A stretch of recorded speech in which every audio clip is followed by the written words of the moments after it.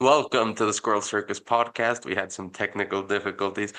I am your host, the Rainbow Squirrel. I am joined by my co-host, Ian, and we'll be talking Hello, about the hello. rise of monotheistic religions. How are you, Ian? Monotheistic religions, it's an interesting one. It's an interesting one. I think we were talking about, I guess, the idea, right, that Western society is thought, I guess, by the majority of people to be constructed on the Abrahamic religions, right? Kind of. We were talking about this maybe not being completely true. So we're gonna explore why. I guess we're gonna look a bit into the history of where do monotheistic religions start and why are they so successful, right? And how have they kind of taken over Western society, which is, I think, it's a very interesting topic. So, Yeah, I agree with that framing that they've taken over Western society rather than built it. I mean, one of the main proponents of this idea that Judeo-Christianity built the West is Jordan Peterson, who I am very fond of as a thinker. I don't personally know him. I wish I did, shout out, but shout out. he lists, for example, a bunch of axiomatic assumptions that underpin all of science, and he lists the belief in a unified truth, the belief in uh, the ability of the mind to apprehend the universe, the belief that there's an underlying logos, all of those things. And he says, well, those are Judeo-Christian assumptions.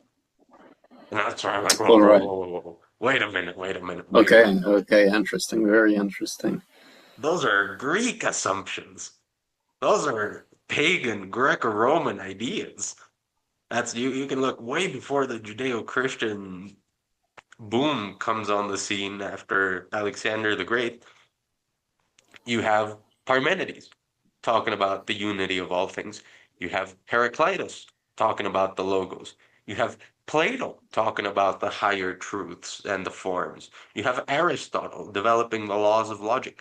All of these things do underpin modern science. Judeo-Christianity just sort of looked at those things and said, "Ah, yeah, kind of. We can sort of take that." Uh, so yeah, that's one of the claims he makes. Again, I'm really fond of him, but sometimes I just cannot disagree more with what he says. So Yeah, that's one thing. Then there's the origins, the development of the first monotheistic religions, which, as far as I can tell, are Zoroastrianism in Persia and Atonism at around the same time in Egypt. From what I understand, Atonism comes from, well, it comes from King Akhenaten, the father of the most famous Egyptian pharaoh of all time, Tutankhamun, who was the inbred one as known. fuck Yeah, and deformed and just yeah. He's poor had guy. he's had a rough history.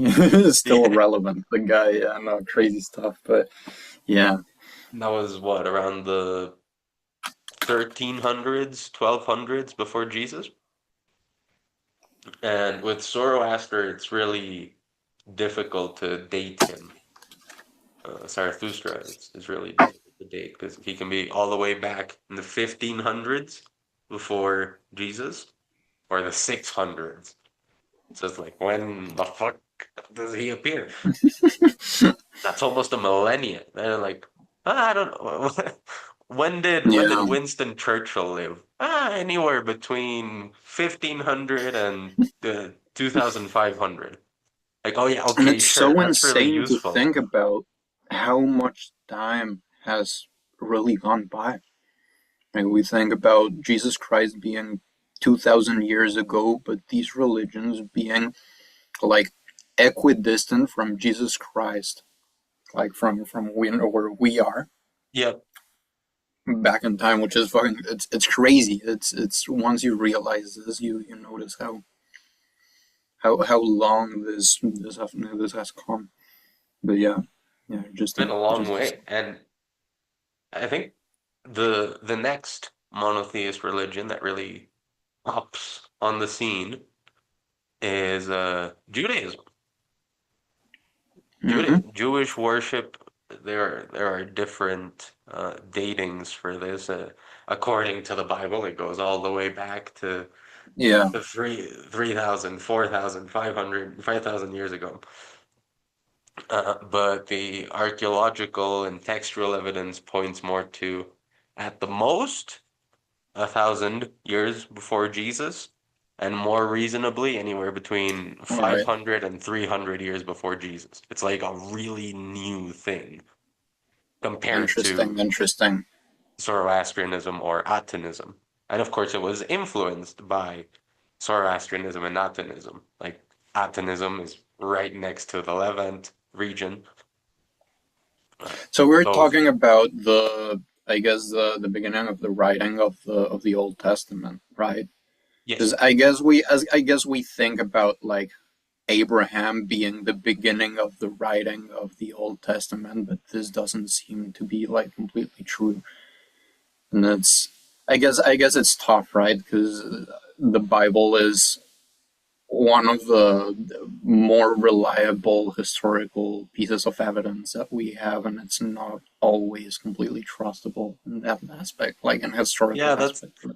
that's a Yeah, good point. it's It's crazy. Like, it's the best document we have, and it's not even a good historical document. yeah, no, it's tough. It's tough. But I mean, again, we're doing what we can with I what mean, we have.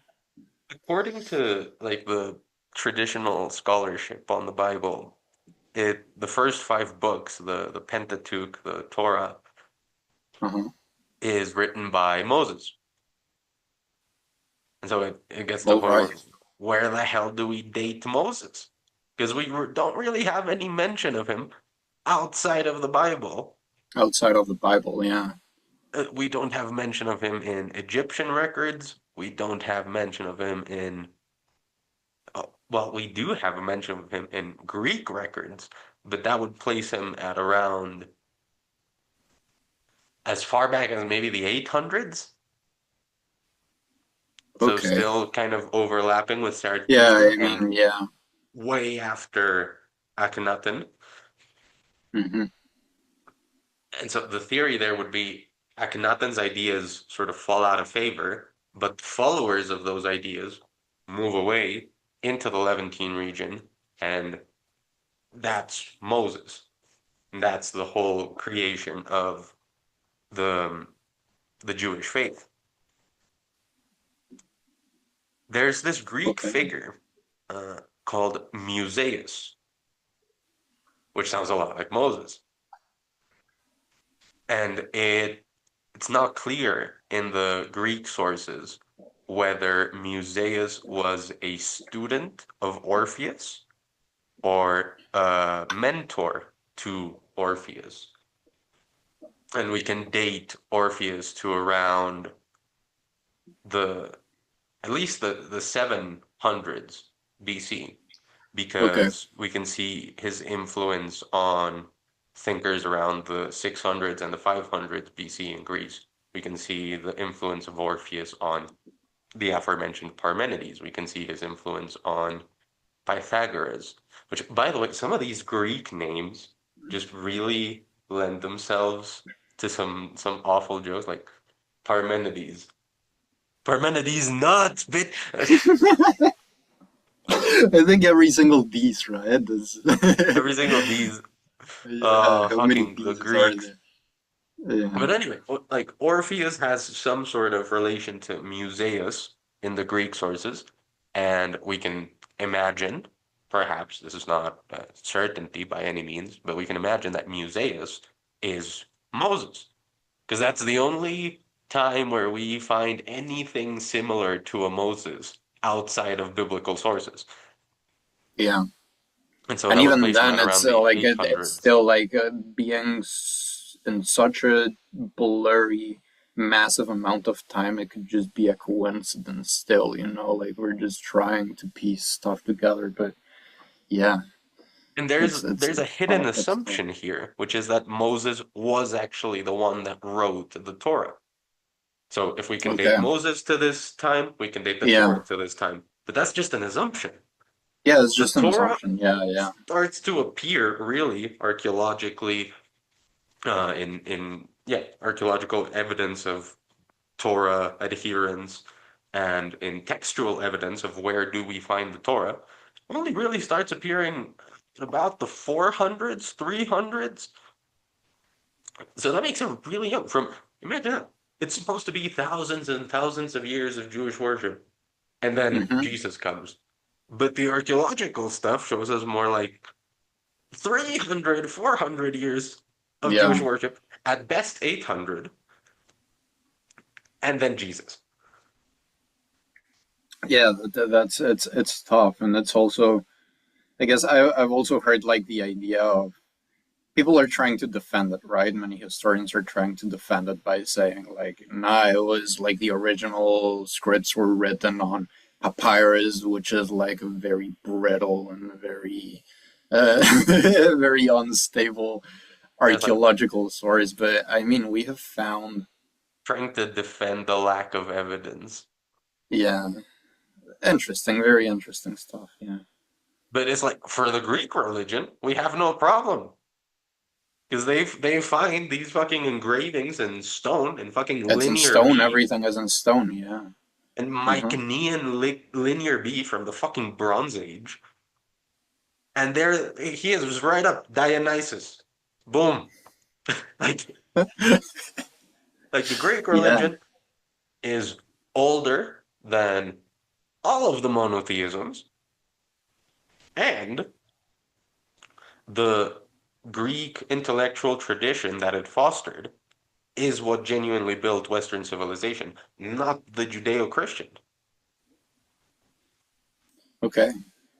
Interesting. But Yeah, I've never thought about it like that. the propagandists are gonna propagandize. I'm not calling Jordan Peterson a propagandizer, but spreading propaganda once doesn't make you a propagandizer. It's like, oh, just because I cut hair once, I'm a barber. Oh, just because I cheated once, I'm a cheater. Oh, just because I killed someone once, I'm a murderer. That's a joke. That's a joke, YouTube. That's a fucking joke.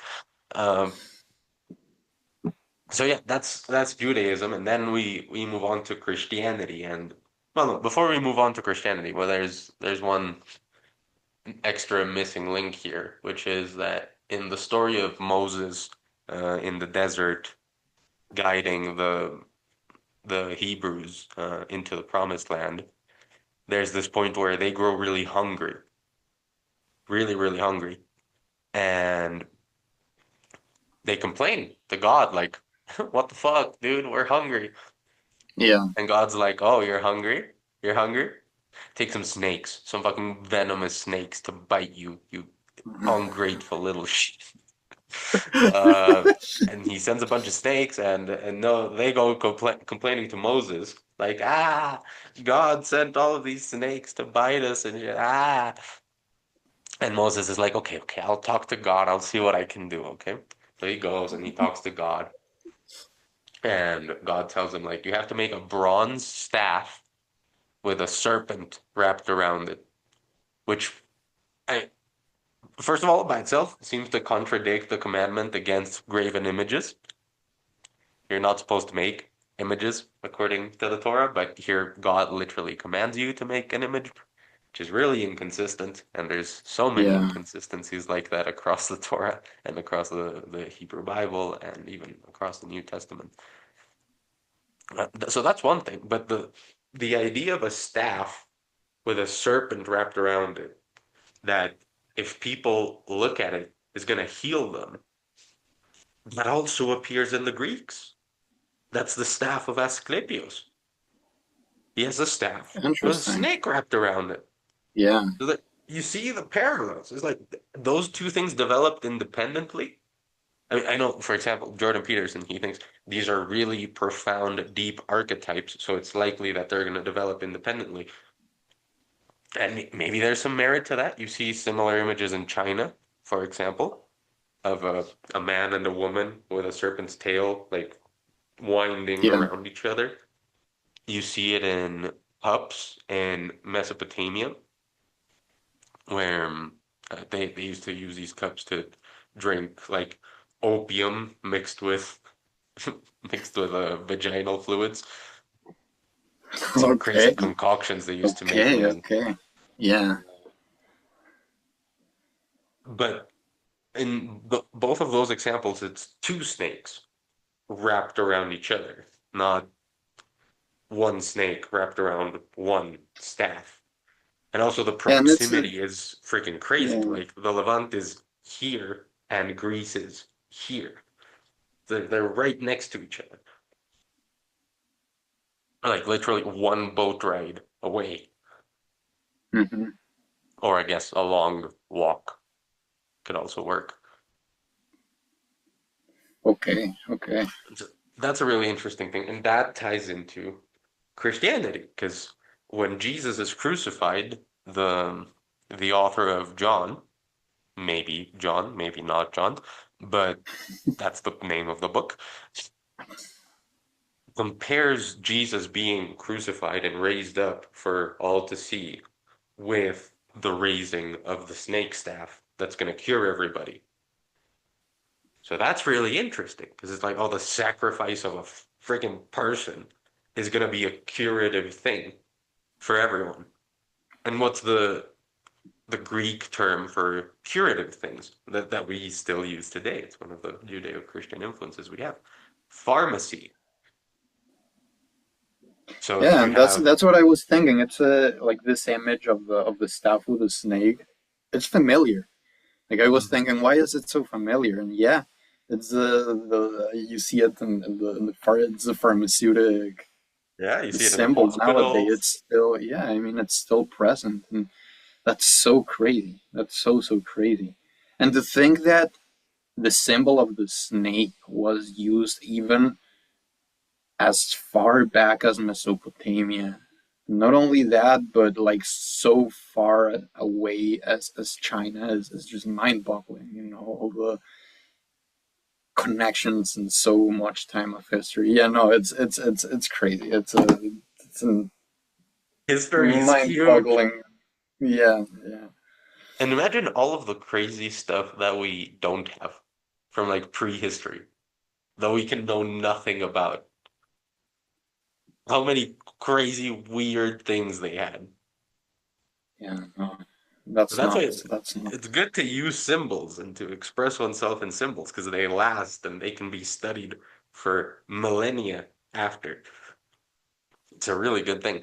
But oh, we were writing everything on papyrus, so we don't have any evidence that it existed for. Mm, Yeah. sus. That's so interesting. Yeah. But back to the Jesus thing. What's the word that we use for healing stuff? Pharmacy. That comes from a Greek word, pharmakeia. Oh my god. Hmm. The Greeks used to have a ritual where they would take someone, usually a bad person, and they would sacrifice him in some way. Sometimes exile them, sometimes kill them. And through that sacrifice, the whole town would be healed at a spiritual level. You know what they called that fucking ritual? Pharmakos. Dang. Sound familiar? Killing one guy is gonna heal the Yeah. whole world through his sacrifice, his noble sacrifice. He's gonna be raised up like the serpent on the staff, and it's gonna cure everybody. Pharmakos. It's very interesting. Very interesting.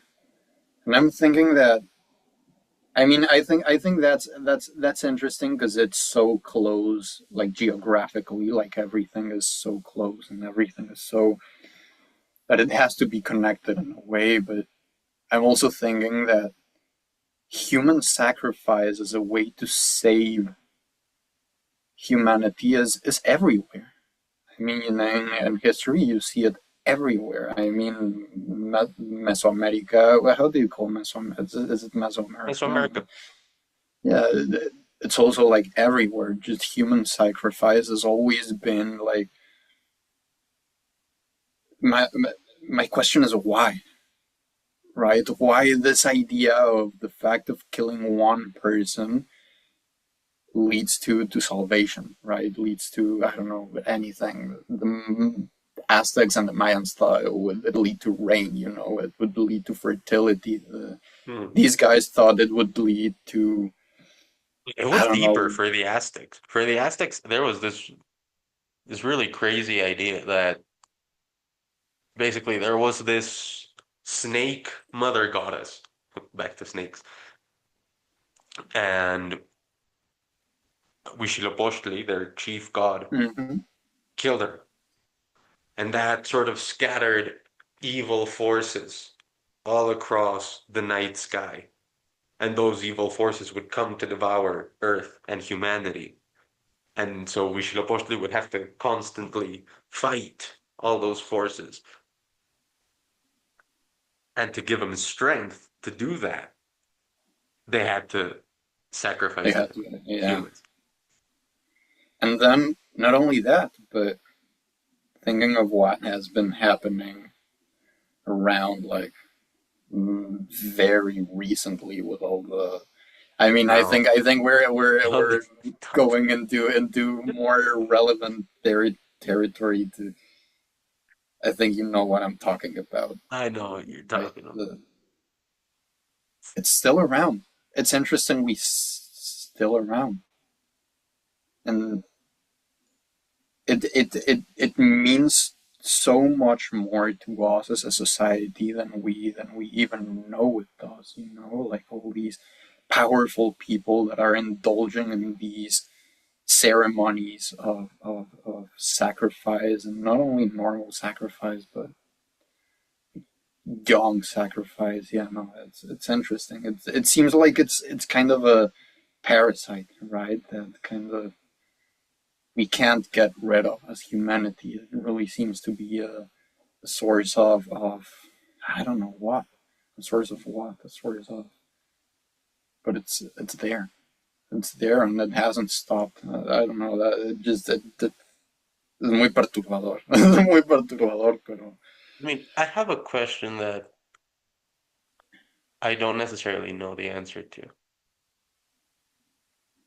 Is a sacrifice, a human sacrifice, worse than just a murder?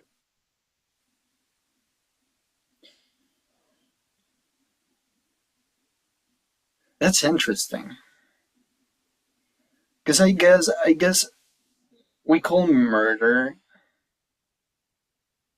I guess it's a legal term, right? Murder is Mhm. kind of a legal, maybe. Yeah, I guess it's a legal term, right? It's what you call the crime of killing someone. But murder can be caused by a lot of stuff, right? It can be caused by insanity. It can be caused by like mental illness, but it can also be caused by belief, and it can also be caused, right? I think the difference between when someone commits murder and when someone commits human sacrifice, at least in this case, it seems that human sacrifice is being committed by powerful people that are immune to law, Right. right? So it is murder. Like it should be considered murder. Like these people should be punished for it, right? The same way a random guy who is luring children into his home and I don't know in a random town and heck knows where. Like it's pretty much the same, right? Yeah. Only I in mean one case you there get is an away with it. intention, but Although I'd say there are there are legal systems out there where people are allowed to get away with killing people for no crime worse than apostasy, which I guess leads us to the next religion. We have Christianity with its crazy Greek roots, and we have Islam. Islam Yeah, and that's rises. that's where the shit kind of It's goes even crazier, I think. spicy. Uh, it rises as a like the story goes. There was a spirit, an angel that sort of started tormenting Muhammad in a cave. Started telling him to read, read. And Muhammad was like, "What the fuck? I just got attacked by a demon or something. What in the shit?" And I think it was his wife and uh the wife's uncle, who was a Christian heretic priest, told him like, "No, no, no, no, no. That was an angel, my guy. You have been chosen to be a prophet." And so he starts doing all of his revelations and the Quran and blah, blah, blah, blah, full schizo mode, you know? Hmm. And after that, he dies in a very funny way, you know. He lives his life conquering and conquering and conquering like a warlord, and that remains the ethos of Islam to this day. And the way he dies is really funny. He conquers this town, this Jewish town, and he kills all of the men. And one of the women, one of the wives of these men, is like, "Well, you've defeated us. Let me cook for you." Okay, And okay. the fucking idiot fell for it. And he was like, Damn, "Oh, that's so yeah, sure, interesting. Yeah. thanks. Some good food. Pretty woman. Yes, please." She poisoned the food, and he died. Yeah, yeah. I think And so that was implied. after that, Islam keeps expanding through war, war, war, war. And it has some, because of the way that Muhammad lived, and he's the moral exemplar, his example endures, you know? So he was a warlord. A good follower has to be a warlord as well, has to be a fighter, has to be a warrior, Yeah. which is different from Jesus, at least, because Jesus wasn't, throwing hands all the time, let alone swords. Muhammad married a very young child, a very young child. And so if it's okay for him, and he's the moral exemplar, then Then any of the men in this massive empire of Islam can do the same. Say empire of Islam. I'm talking about the Ummah. That's the Islamic term for it, the Ummah. okay. And well, the command is that if someone joins the religion of Islam and then leaves it, you have to kill them. That's why I brought up the killing thing. Um, Hmm. or if a woman behaves in a way that's a bit too haram, then Yeah. Islam says you have to kill her as well. And that's normalized. That's that's like the prevailing. Oh shit! That's like the prevailing. That was a scary one. View across the Islamic world, which is huge. It's a huge world. So yeah, those are the the top five, the main five monotheistic religions. It's uh, Atenism, Zoroastrianism, Judaism, Christianity, Trinity and and then Islam. Islam. That's the brief, mega abbreviated super history of monotheistic religions. Bada bing, bada boom, bing, bang, bang. What do you think? I think it's interesting. I think I for me it seems like it hasn't been only five religions.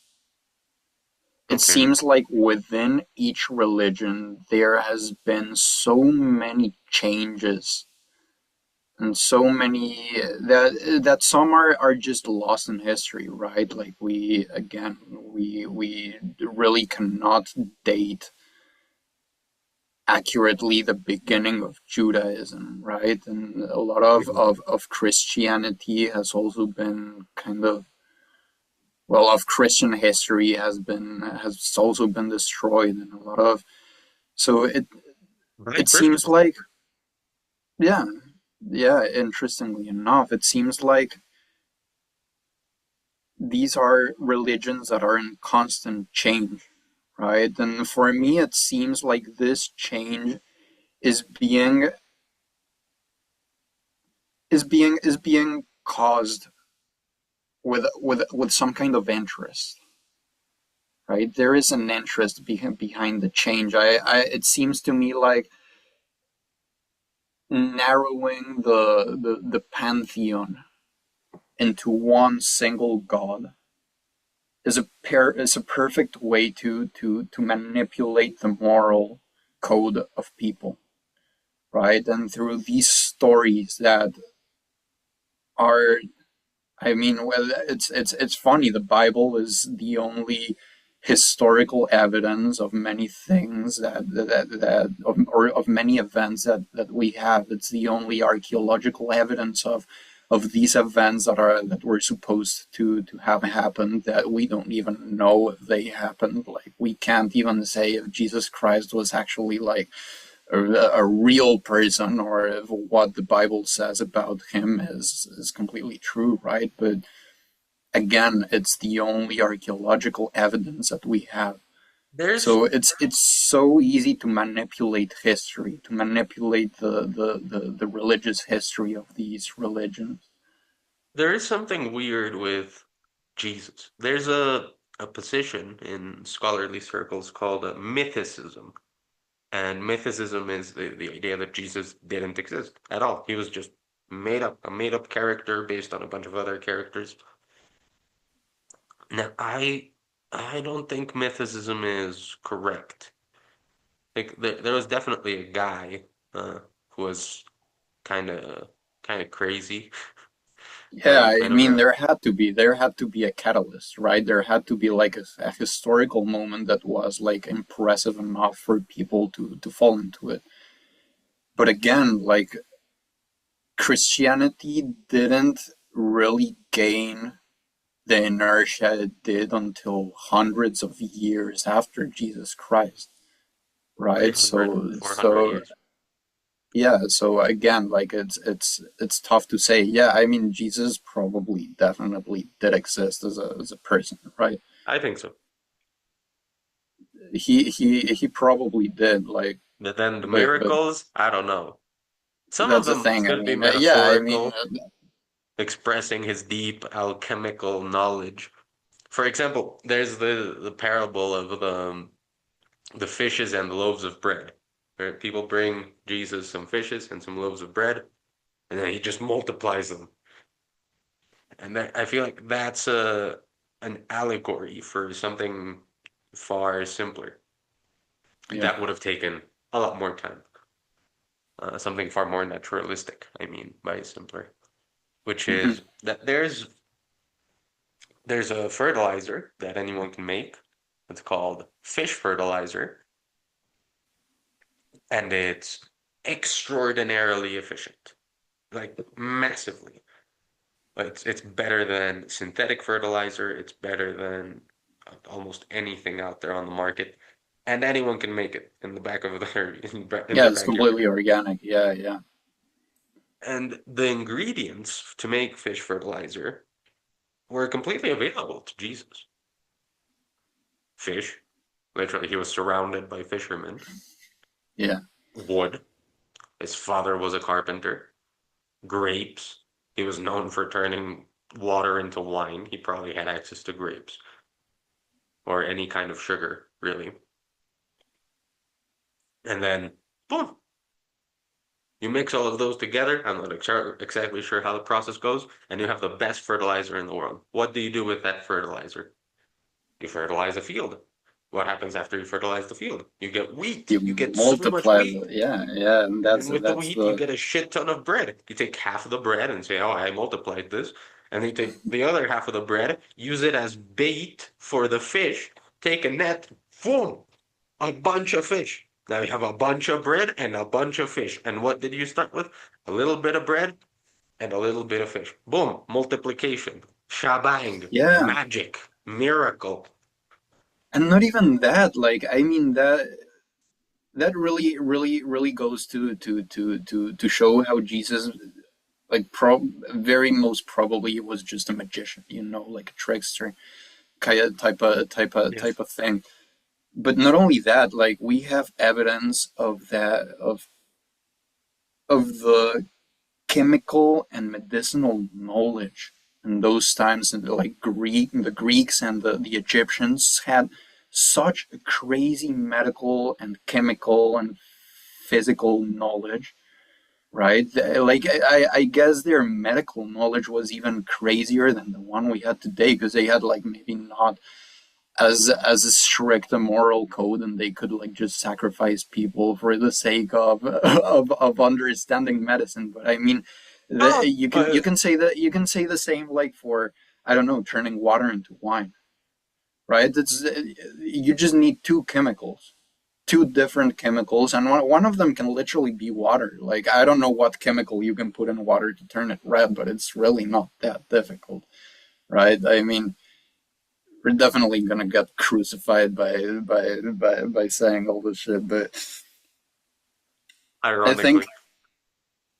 yeah, I guess, and yeah, like it the fact that it's all like the only historical evidence and the only archaeological evidence we have is like a piece of paper that is history mixed with myth and with it just makes it very difficult. But Yeah. I guess there's also something about the monotheistic religion that really taps into the human spirit, right? Because it has to, like, it's there is a reason for these religions to have been so successful, right? That is so easy to use these ideas of only one God existing to tap into the faith and tap into the spirit of people, right? And tap into the collective unconsciousness. And maybe there So is something to that. Maybe the fact that it's so psychologically attractive indicates that there's a sort of truth to it. That's the argument Jordan Peterson would make, and I don't necessarily disagree. I just yeah, think that henotheism is probably more advanced than monotheism. hmm Henotheism is there's many gods, but there's one of them that's at the top. yeah, It's like, okay, and that there has makes to be. sense. I mean, I think every single polytheistic religion has one God, right? Like one God that is like the God of gods. I Yes, mean, you whether got that be Odin, you got Zeus, you got Osiris or maybe Ra, Horus, you got, yeah. I mean, it's everywhere. Zeus. Who would it be for the Hindus? Krishna, I Brahman, guess Krishna. probably Brahman. I'm not sure. I'm not sure. I would be lying if I said anything, but The Hindu um, tradition is so vast and so complicated. I know absolutely nothing about it. and it's so funny. how Indians have like what Indian society has become today, right? They still have like they still conserve The caste these. system. Yeah, yeah, I mean the caste system, but not only that, like the religion, the Yeah. religious ideas that have been present for so long. My question is, why is India? I mean, and no offense intended, but I think we can all agree that India, or at least like especially the religious capitals in India are so fucked up, are so messed up, are so chaotic. Maybe that's the reason. Maybe the religion has axioms that are damaging to their society. Wouldn't you think that India being surrounded all by such an evolved monotheistic idea, because India kind of depends on like since globalism, right? Since the beginning of globalization, like Hmm. India is already like very well tied to the rest of the world societies. Hmm.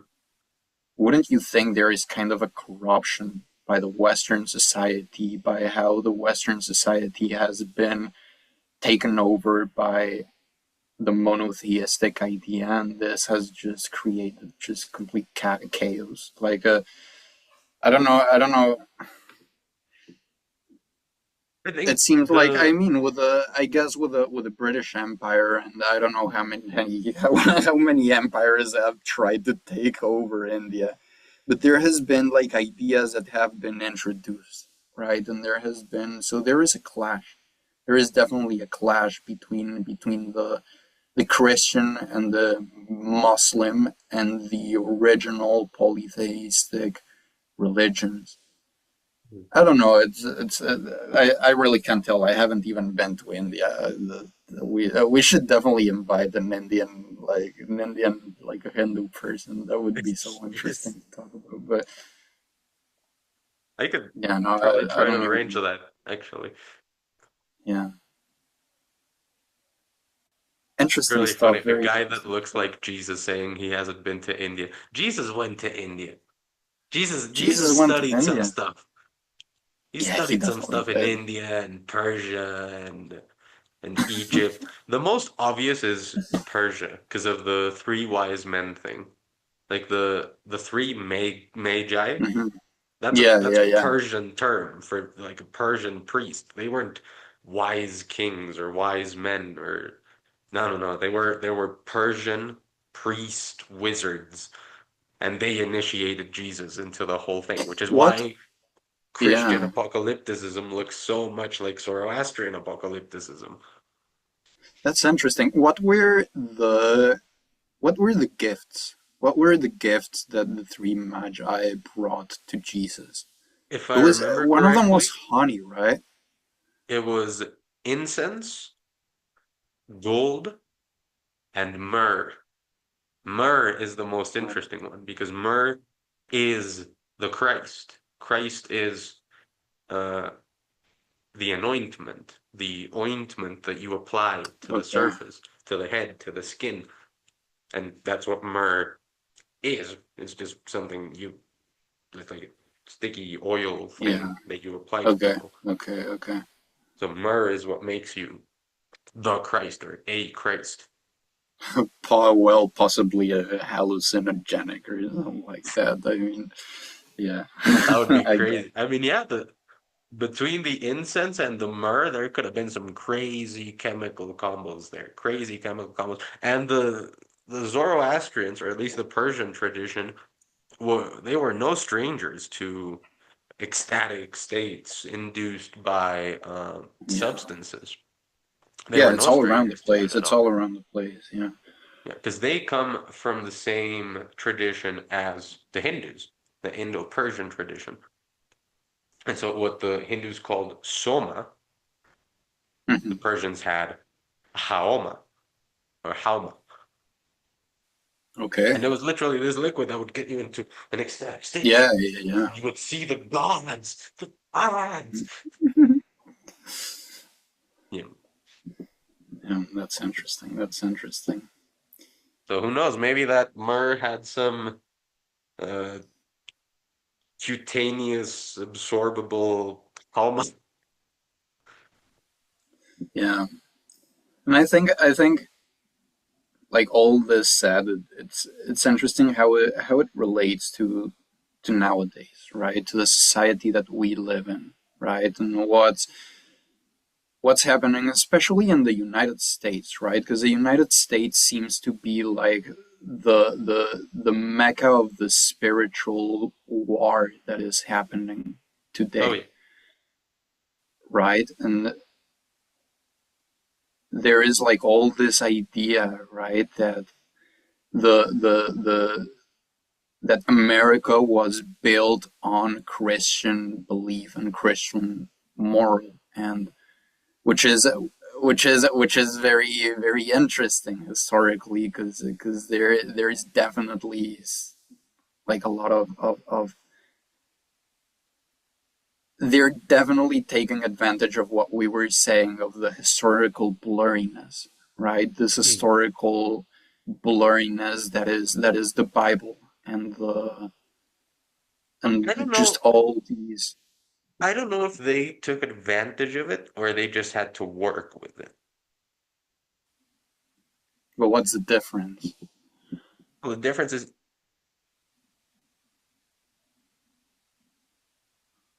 I'm actually not sure. Because I mean, I get what you're saying. Like they have to work with it, they have to manipulate it, and they have to grab the pieces that make sense in order to construct whatever they're wanting to construct, which is a completely like Odinistic. No, no, no, wait. I wouldn't say that what the founding fathers were trying to construct is No, completely. not the founding fathers. I'm talking about the politicians today and the Oh, power okay, system today. Yeah, no. The okay. founding fathers were they thought completely different. They were so much more in tune with what Christianity should be, right? And Hmm. there were so much And more in tune up with with the yeah, pagan yeah, yeah. stuff. To But it Anacreon in yeah, heaven, yeah. sad and boldly. Yeah, that's a crazy one. That's a crazy one. No, I'm talking about the politicians today, right? Right. Yes. And the right, Very and it Odinistic. seems like they're working with the ideas of the Bible, kind of trying to blur out the parts that don't make sense with whatever the fuck they want to construct, right? Right. And Right. Right. it seems like this is not just happening today. It seems like it has been happening for the entirety of not only the Christian history but the monotheistic history, Yes. right? It just seems like there is a constant rebooting of what it is and what it means, which is yeah, it's I think people should kind of understand this, which is tough. It's tough, but because again, it's very blurry. Very glad.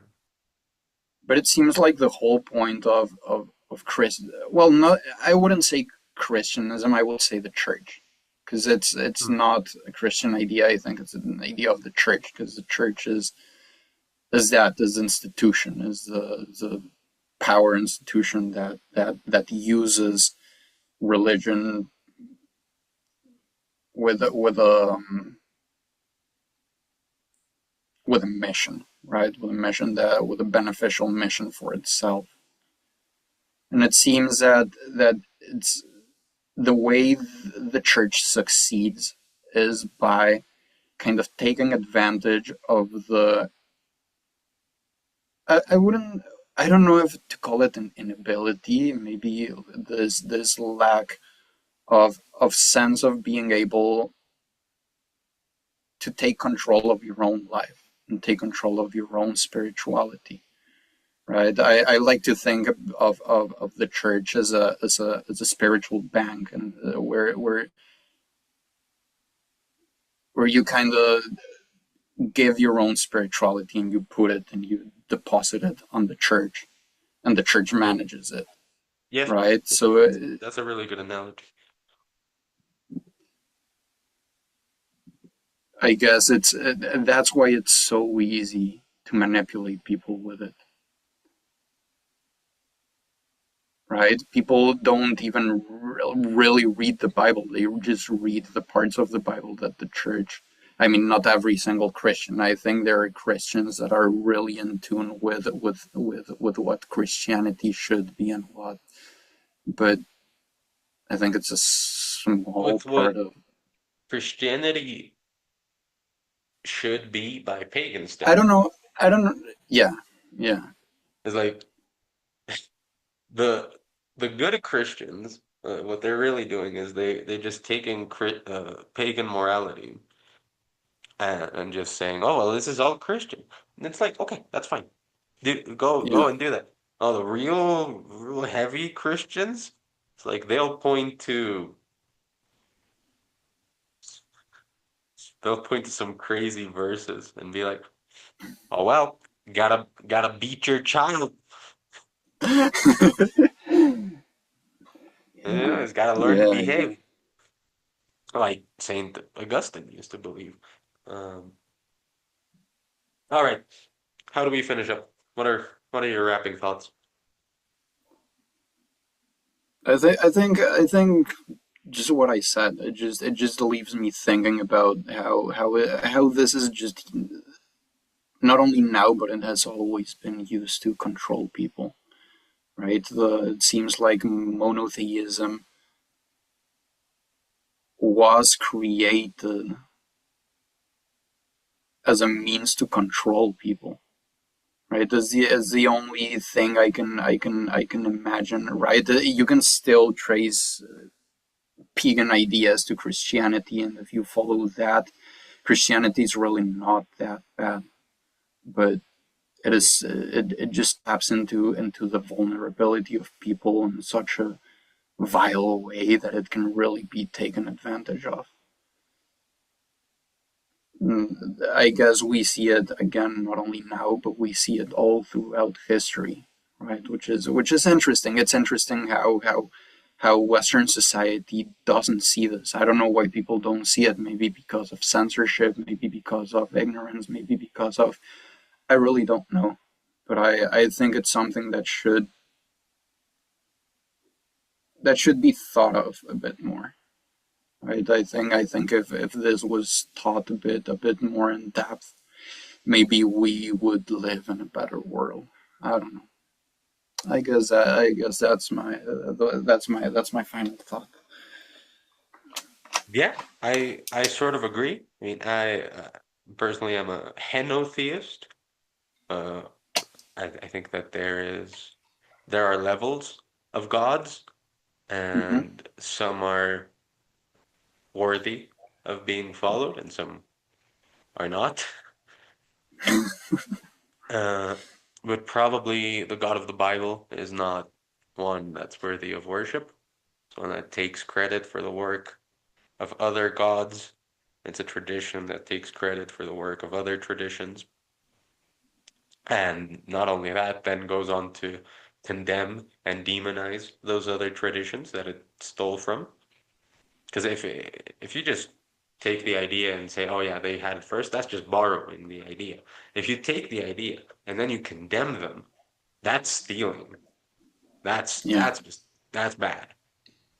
Hmm. And I hope more people will see the real roots of the world we live in, the real roots of the philosophical developments that have been so beneficial to all of mankind, which are to be found in the Greek tradition, the Greco-Roman tradition, and to some extent the Celtic and the Norse tradition, and the Egyptian tradition before Akhenaten, and technically after, because his whole thing was quite unsuccessful.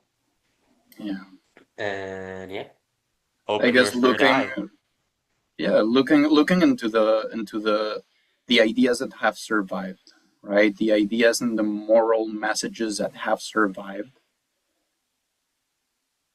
I guess it's that, right? I guess that's kind of the problem with Islam, right? Islam just since the beginning, like it shouldn't have survived. I mean, Muhammad was he was killed by revenge, but for some reason this seems to be right, and this seems to be so. Yeah, I guess it's that.